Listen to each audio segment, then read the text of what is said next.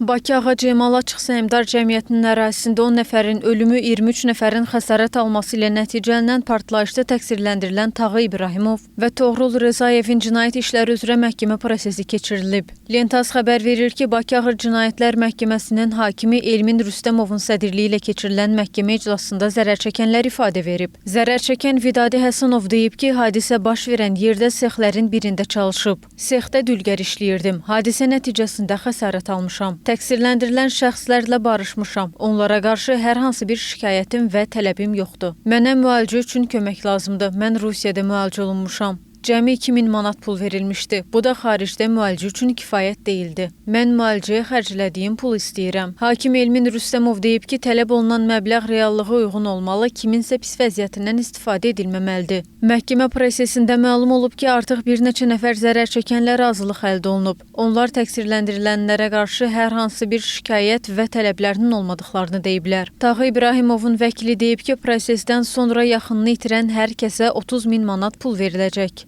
Hadisə nəticəsində yaxınları həlak olan şəxslər məhkəmədən sonra müraciət edə bilərlər. Onların hər birinə 30 min manat təklif edirik. Hadisə nəticəsində yaxınlarını itirənlərin bir neçəsi sözügedən təklifi qəbul edib. Qeyd edək ki, hadisə 2024-cü ilin yanvarın 15-də Bakının Binəqədi rayonunda baş verib. İstintaq materiallarında Açıq Səhmdar Cəmiyyətinin sahibi Tağı İbrahimov və İnzibati Təsərrüfat İdarəçiliyini həyata keçirən Toğrul Rızayevin üzərinə yanğın təhlükəsizliyi qaydalarına riayət edilməsi vəzifəsi qoyulduğu halda, bu qaydaları ehtiyatsızlıqdan pozaraq 10 nəfərin ölümünə, 23 nəfərin isə xəsarət almasına səbəb olduqları bildirilib. İttihama görə onlar Açıq Səhmdar Cəmiyyətinin ərazisində olan əmlaklara və təbiətə maddi ziyan vurub. Eləcə də Tağı İbrahimov külli miqdarda vergilər ödəməkdən yayınıb. Tağı İbrahimov Cinayət Məcəlləsinin 213.3 xüsusilə külli miqdarda vergilər ödəməkdən yayınma və 225.3-cü üzərinə yanğın təhlükəsizliyi qaydalarına riayət edilməsi vəzifəsi qoyulmuş şəxs tərəfindən bu qaydaların pozulması ehtiyatsızlığından 2 və daha çox şəxsin ölümünə səbəb olduqdan maddələri ilə, Toğrul Rızayev isə həmin məcəllənin 225.3-cü maddəsi ilə təqsirli bilinir.